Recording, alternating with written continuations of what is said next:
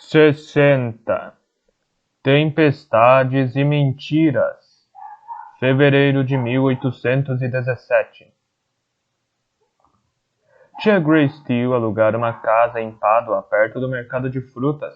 A localização propiciava acesso fácil a todos os lugares e o aluguel era apenas 80 sequins, cerca de 38 guinéus, por trimestre.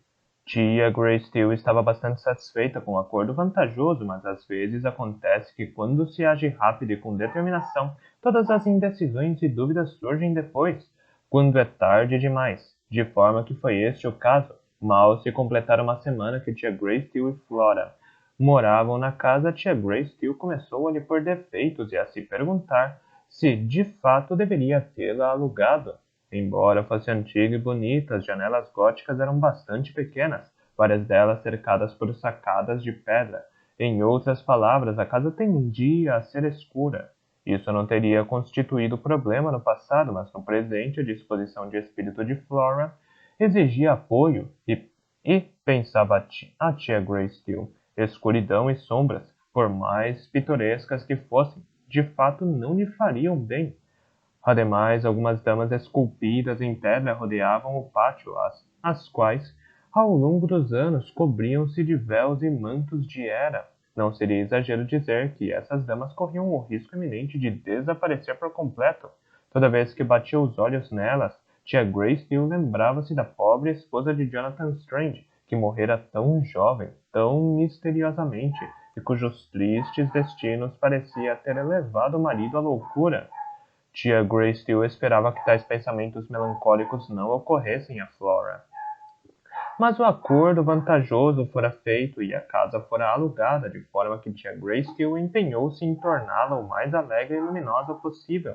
Ela jamais em sua vida esbanjara velas ou óleo para candeeiros, mas esforçando-se para animar Flora, pôs de lado todas as questões referentes a despesas. Havia um local especialmente escuro na escada, onde um degrau se virava de uma forma estranha que ninguém poderia ter previsto.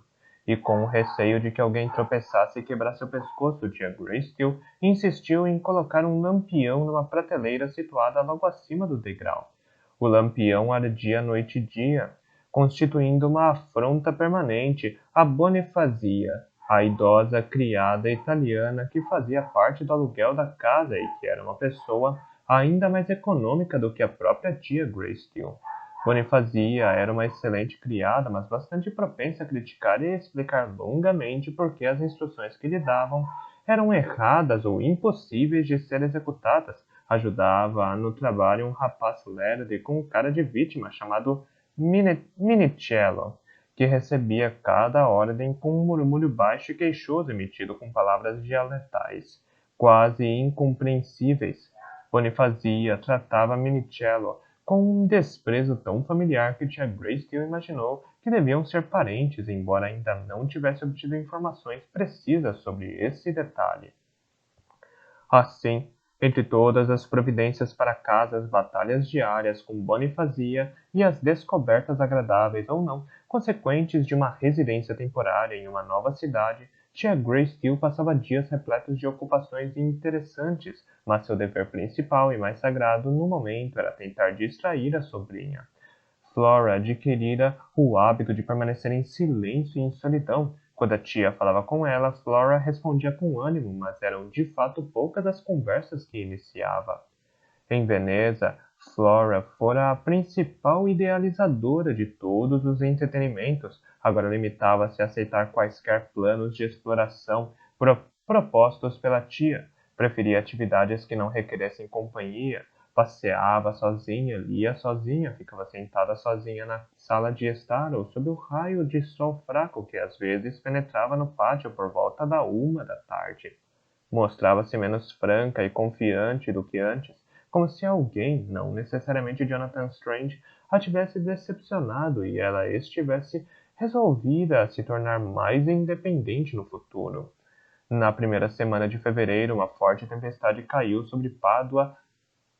Na primeira semana de fevereiro, uma forte tempestade caiu sobre Pádua. Ocorreu por volta do meio-dia. A tempestade viera de súbito do leste, da direção de Veneza e do mar. Os velhos que frequentavam os cafés da cidade disseram não ter havido sinal dela momentos antes, mas outras pessoas não lhe deram atenção, afinal, era inverno e tempestades eram previsíveis.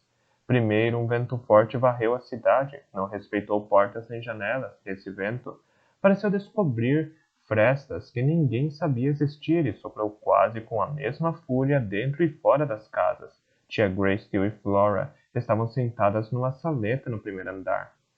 As vidraças da janela começaram a chacoalhar e alguns pendentes de cristal de um candelabro começaram a tilintar. A seguir, as folhas de uma carta que tia Grace Steele estava escrevendo se lhe escaparam da mão e voaram para a sala. Do lado de fora, o céu escureceu, ficando negro como a noite. Lençóis de chuva ofuscante começaram a desabar. Bonifazia e Minicello entraram na pequena sala. Foram a pretexto de saber que medidas tia Grace Steele desejava tomar em relação à tempestade, mas, na verdade, Bonifazia queria se unir a tia Grace Steele com exclamações de espanto ante a violência do vento e da chuva, e ambas compuseram um bom dueto, embora em idiomas diferentes. Minicello ali estava, talvez por causa de Bonifazia. Observava a tempestade com desalento, como se suspeitasse que estivesse ocorrendo de propósito, apenas para fazê-lo trabalhar. Tia Grace Steele, Bonifazia e Minicello estavam à janela e viram o primeiro raio transformar toda a cena familiar em algo gótico e perturbador, tomada por um fulgor pálido, espectral e por sombras repentinas. A ele seguiu-se um estrondo que estremeceu a sala inteira. Bonifazia murmurou súplicas à Virgem Maria e a vários santos. Tia Grace Steele, igualmente assustada, teria ficado satisfeita com o mesmo refúgio, mas, como membro da comunhão da Igreja Anglicana, só pôde exclamar: Deus meu, minha nossa, e Deus me abençoe, o que não lhe deu muito conforto. Flora, minha querida, chamou ela com voz um pouco trêmula. Espero que não esteja assustada. É uma tempestade terrível. Flora foi até a janela, segurou a mão da tia e lhe disse que com certeza logo passaria. Outro raio iluminou a cidade. Flora soltou a mão da tia, abriu a janela e saiu impulsivamente na sacada. Flora! Exclamou tia Grace Steele.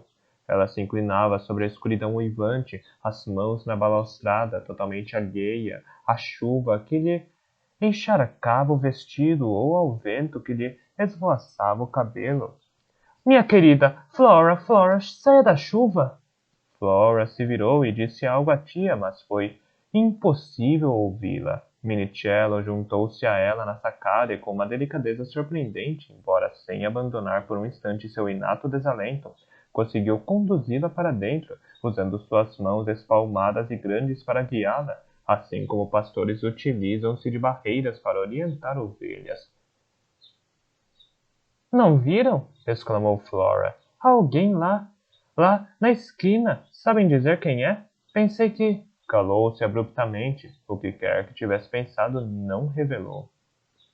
Bem, minha querida, espero que esteja equivocada. Apiedo-me de quem esteja na rua neste momento. Espero que encontrem abrigo quanto antes. A Flora está toda molhada. Bonifazia trouxe toalhas e logo ela e tia Grace Steele começaram a secar o vestido de Flora, fazendo-a girar várias vezes entre elas e às vezes tentando girá-la em direções opostas. Ao mesmo tempo, ambas davam instruções urgentes a Minicello, tia Grace Steele num italiano vacilante, porém insistente, e Bonifazia num rápido dialeto paduano. As instruções, assim como os volteiros, talvez se contradissessem, porque Minicello nada fez a não ser fitá-las com expressão sinistra. Flora olhou para a rua por cima da cabeça inclinada das duas mulheres. Outro raio. Ela ficou tensa, como se tivesse sido eletrificada. A seguir, se esquivou das garras da tia e da criada e saiu correndo da sala. Não tiveram tempo de se perguntar para onde ela estava indo. A meia hora que se seguiu foi de um esforço doméstico titânico, de Minicello a tentar fechar as venezianas a despeito da tempestade, de Bonifazia a tatear na escuridão à procura de velas, de tia Grace Steele a descobrir que a palavra em italiano que usara para dizer veneziana na verdade significava pergaminho. Cada um deles, sucessivamente, foi perdendo a paciência. Tampouco tia Grace Steele sentiu que a situação melhorou quando todos os sinos da cidade começaram a badalar ao mesmo tempo, em conformidade com a crença de que sinos, como objetos abençoados, podem dispersar tempestades e trovões, que, claro, são obras do demônio.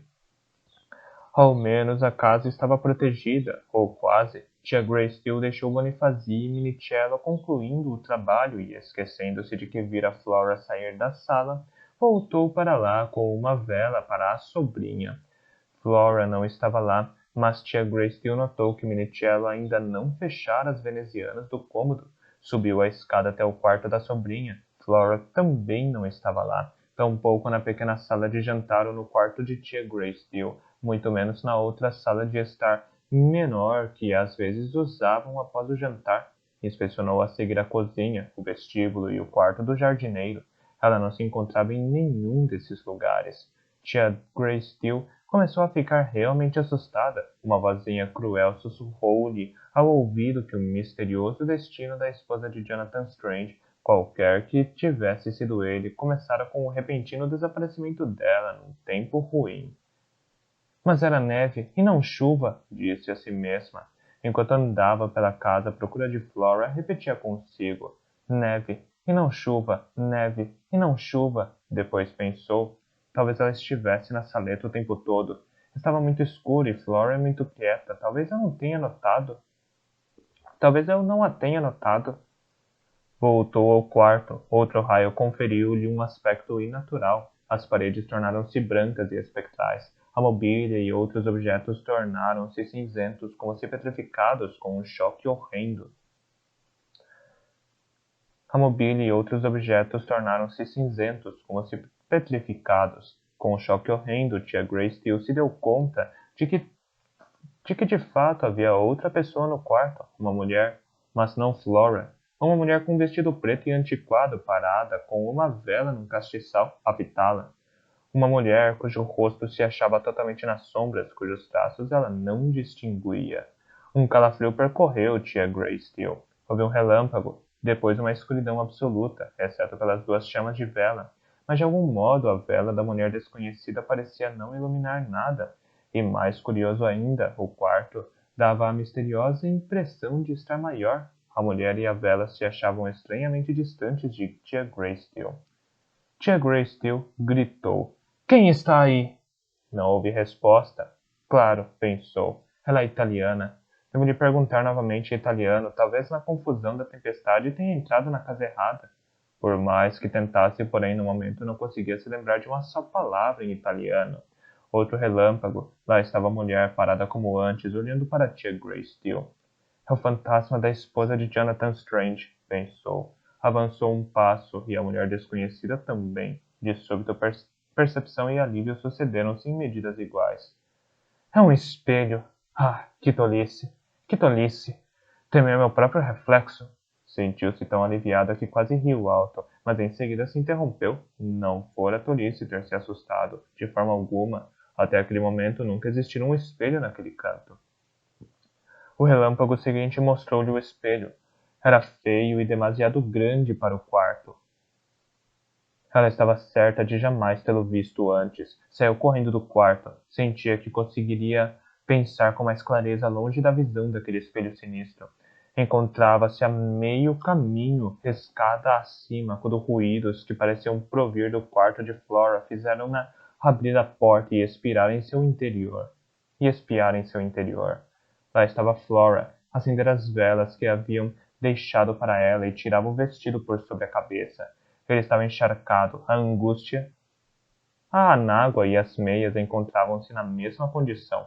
Os sapatos haviam sido largados no assoalho ao lado da cama. Estavam ensopados e danificados pela chuva.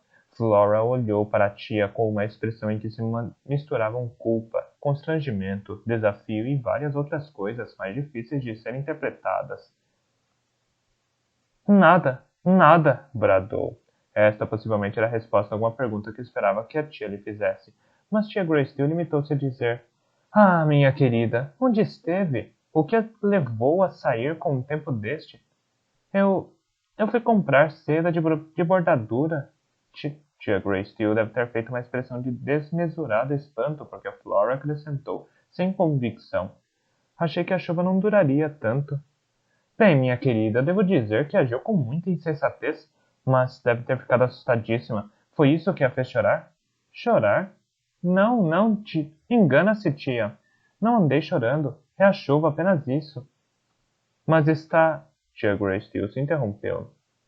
Pretendia dizer, está chorando agora, porém Flora abanou a cabeça, dizendo que não, e olhou para o outro lado. Por algum motivo, enrolara o chale como um fardo, e tia Grace Steele não pôde deixar de pensar que se não tivesse feito isso, o chale a teria protegido um pouco da chuva, e ela não estaria tão molhada como agora. Do fardo, ela retirou um frasco cheio pela metade de um líquido de cor âmbar. Abriu uma gaveta e nela guardou o frasco. Flora, algo muito peculiar ocorreu. Não sei exatamente como lhe dizer, mas há um espelho. Sim, eu sei, apressou-se Flora a dizer. É meu. Seu? Tia Grace ficou ainda mais perplexa.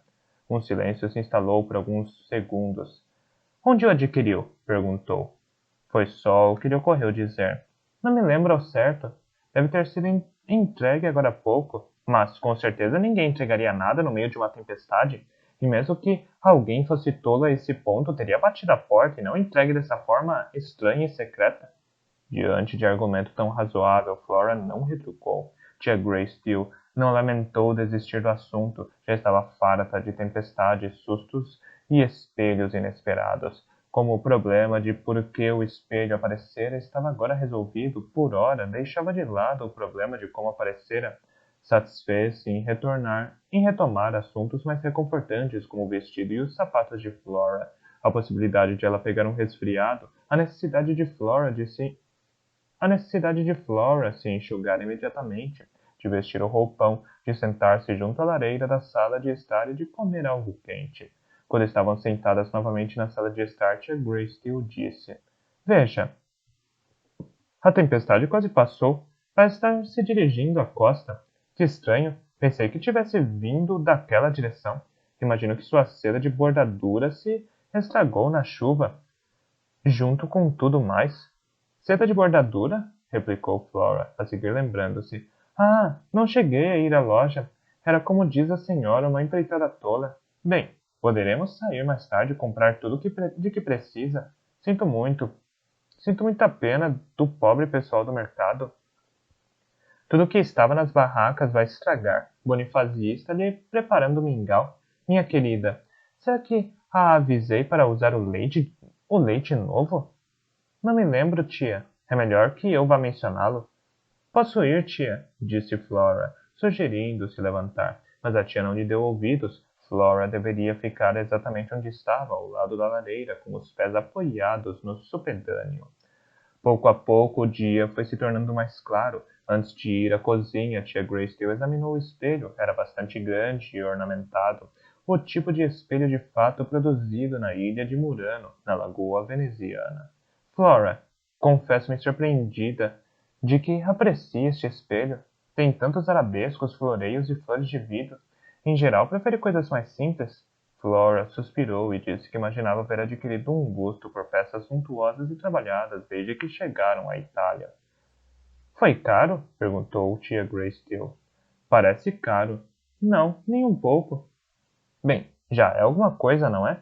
Tia Grace Steele desceu a escada que levava à cozinha, sentia-se bastante restabelecida e confiava que a série de choques e sustos de que a manhã parecia ter sido composta agora chegara ao fim. Quanto a isso, porém, estava muito enganada. Em pé na cozinha com Bonifazia e Minicello havia dois homens que ela não conhecia.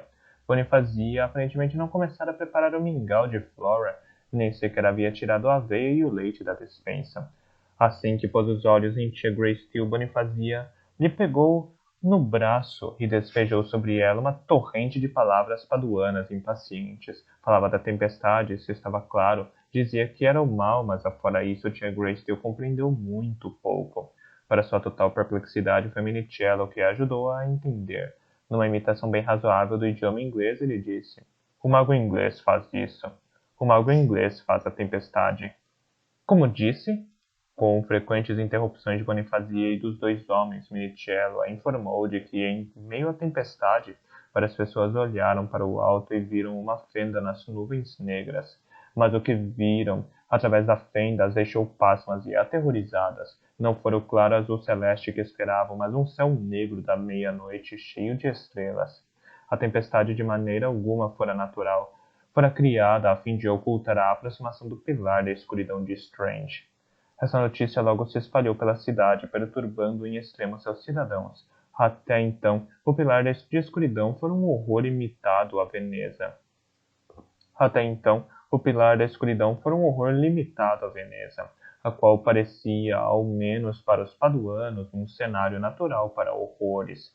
Agora estava claro que Strange permaneceria em Veneza por escolha e não por encantamento. Qualquer cidade na Itália, qualquer cidade no mundo poderia ser visitada de repente pela escuridão eterna. Isso já era bem ruim, mas para tia Greystill era ainda pior. A todo temor, a Strange acrescentava-se a incômoda convicção de que Flora mentira.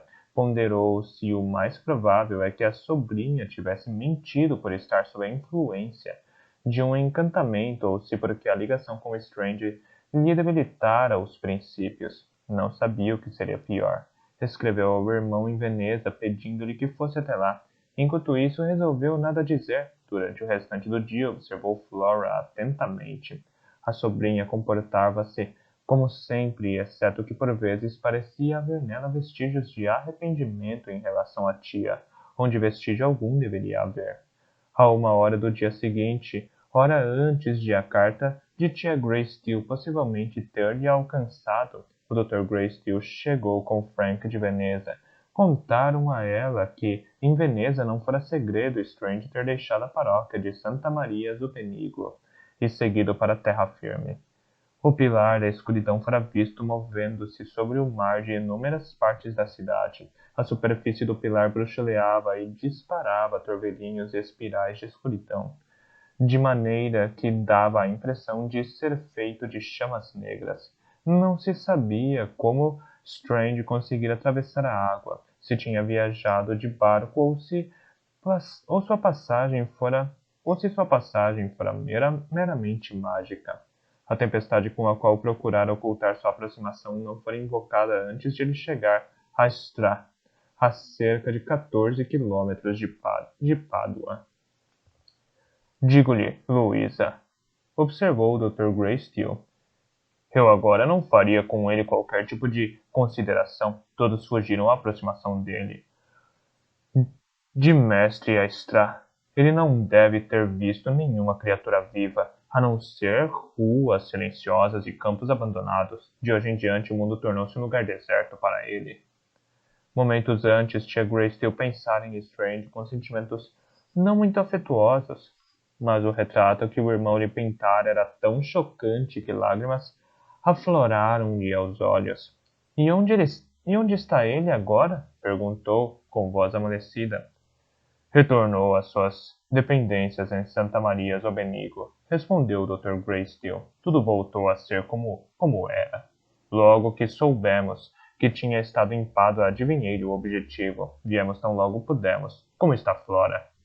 Flora estava na sala de estar. Esperava o pai. Com efeito, pareceu aliviada com o fato de o encontro afinal se realizar. O Dr. Greystill mal fizeram a primeira pergunta e ela irrompeu numa confissão. Era a libertação de um coração sobrecarregado. Derramou lágrimas em abundância e admitiu que vira Strange. Vira-o na rua lá embaixo, teve certeza de que ele a esperava e por isso saiu correndo da casa para encontrá-lo. Vou lhe contar tudo, prometo, disse. Mas ainda não. Nada fiz de errado, quero dizer, orou. À parte as mentiras que disse a titia, pelas quais me desculpo, mas não posso revelar segredos que não são meus. Mas por que existem tais segredos, Flora? Perguntou o pai. Isso por si só já não lhe indica que algo não vai bem? Pessoas com intenções honestas não mantêm segredos, agem com franqueza. Creio que sim. Ah, mas isso não se aplica a magos. Mr. Strange tem inimigos. Aquele velho terrível em Londres, além de outros. mas o senhor não deve me repreender por agir de modo incorreto. Esforcei-me muitíssimo para agir com correção e acredito que o fiz. Veja, existe um tipo de magia que ele andou praticando e que o está destruindo. E ontem tentei convencê-lo a desistir dele. Ele me prometeu abandoná-lo por completo. Mas, Flora, exclamou o pai com tristeza, isso me aflige mais do que todo o resto. O fato de que se vê no direito de arrancar promessas dele é algo que requer explicação. De certo entende isso, não? Minha querida, está comprometida com ele? Não, papai. Outra explosão de choro. Foi necessário muito carinho da tia para que ela recobrasse uma calma razoável. Quando voltou a ser capaz de falar, disse: Não existe compromisso. É verdade que me senti bastante ligada a ele uma vez, mas já passou e acabou. Não duvide de mim quanto a isso. Foi em nome da amizade que pedi que ele me prometesse, e em nome de sua esposa. Ele pensa que está fazendo por ela, mas sei que ela não gostaria que ele praticasse uma magia tão destruidora de sua saúde e de sua razão. Qualquer que seja o propósito, por mais desesperadoras que sejam as circunstâncias, ela não pode mais guiar-lhe as ações, por isso coube a mim falar em nome dela. O Dr. Greystill permaneceu em silêncio. Flora, disse ele, após 1 ou 2 minutos, esquece-me. Esquece-se, minha querida, de que o vi muitas vezes em Veneza. Ele não está em condições de cumprir promessas, nem sequer se lembrará da promessa que ele fez. Ah, mas se lembrará. Tomei providências para isso. Um novo acesso de choro pareceu mostrar que ela não se encontrava tão liberta do amor como afirmara. Porém, disse o bastante para tranquilizar um pouco mais o pai e a tia. Convenceram-se de que a ligação dela com Jonathan Strange chegaria a um fim natural cedo ou tarde. Como falou tia Greystill mais tarde nessa noite, Flora não era o tipo de moça que passa anos desejando ardentemente um amor impossível. Era uma criatura bastante racional. Agora que estavam reunidos outra vez, o Dr. Greystill e a tia Greystill ansiavam continuar viajando. Tia Greystill queria ir a Roma para ver os prédios e os artefatos antigos que diziam ser extraordinários, mas Flora já não se interessava por ruínas e obras de arte. Sentia-se mais feliz, disse, onde estava. Na maior parte do tempo nem sequer saía da casa, a não ser que forçada a isso. Quando lhe propunham um passeio ou a visita a uma igreja com retábulo renascentista, ela se recusava a acompanhá-los, queixava-se de que chovia ou de que as ruas estavam molhadas. O que era verdade, chovia bastante em Pádua nesse inverno, mas a chuva jamais a incomodara antes. A tia e o pai mostravam-se pacientes, embora o Dr. Greystill em especial achasse a situação um pouco difícil. Não fora à Itália para ficar fechado num apartamento cujo tamanho era metade dos cômodos de sua confortável casa no condado de Wilt. De maneira reservada, queixava-se de que era perfeitamente possível ler romances ou bordar no condado de Wilt. Agora, as ocupações preferidas de Flora, e também muito mais barato, mas a tia Greystill o repreendia e o fazia se calar. Se era dessa maneira que Flora pretendia sofrer por Jonathan Strange, então deveriam deixá-la. Flora chegou a propor uma excursão, mas de um tipo muito singular. Depois de fazer uma semana que o Dr. Greystill se encontrava em Pádua, ela anunciou sua enorme vontade de estar no mar. Referia-se ela a uma viagem por mar? Perguntaram-lhe. Não havia por que não irem a Roma ou a Nápoles por mar. Mas ela não se referia a uma viagem por mar. Não desejava sair de Pádua. Não. Ela apenas gostaria de passear num iate ou em algum tipo de barco. Só por 2 horas, talvez menos, mas gostaria de ir o mais rápido possível. No dia seguinte, dirigiram-se a uma pequena aldeia de pescadores. A ideia não tinha nenhum atrativo especial, nem de localização, panorama, arquitetura ou história. De fato, afora sua proximidade de Pádua muito pouco a recomendava. O Dr. Greystill pediu informações na pequena loja de vinhos e na casa do padre, até que soube de 2 sujeitos sérios que se disporiam a levá-los ao mar. Os homens não fizeram objeção a aceitar o dinheiro do Dr. Greystill, mas viram-se na obrigação de salientar que nada havia ali para ver, tampouco com tempo bom, e nem um tempo bom fazia. Chovia o bastante para transformar uma excursão na água em algo extremamente desconfortável, mas não o bastante para dispersar o denso nevoeiro cinza. Tem certeza, minha querida, de que é o que quer? Perguntou tia Gracedieu. É um lugar desolador e o barco exala um forte cheiro de peixe.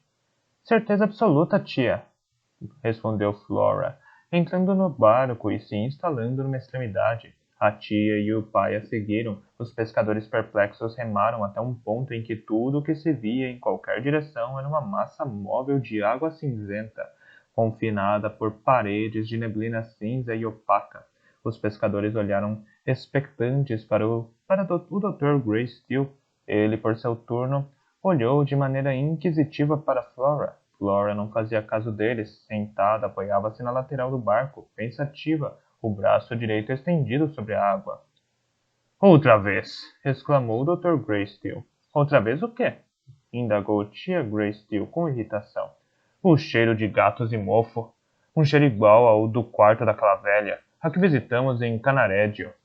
Há algum gato a bordo? A pergunta era absurda. Cada parte do barco era visível a todos os presentes. Não havia gato algum. Alguma coisa errada, minha querida? Perguntou o dia Gracedieu. Algo na atitude de Flora a inquietava um pouco. Sente-se indisposta? Não, tia, disse Flora, endireitando-se e ajustando o guarda-chuva. Estou bem. Podemos voltar agora se quiserem. Por um instante, tia Gracedieu viu um pequeno frasco flutuar nas ondas, um pequeno frasco sem rolha. Depois ele afundou e desapareceu. Essa peculiar excursão foi a última vez que em muitas semanas Flora demonstrou algum interesse em sair.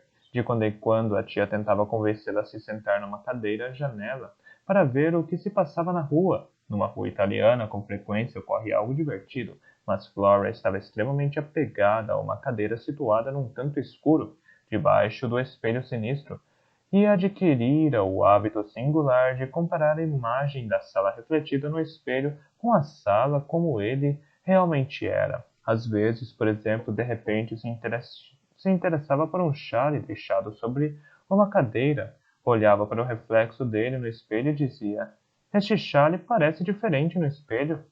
Parece? Retrucava a tia Gracedieu, intrigada. Sim, parece marrom no espelho, quando na verdade é azul, não acha? Bem, minha querida, de certo tem razão, mas para mim parece igual. Não, dizia Flora, suspirando. A senhora tem razão.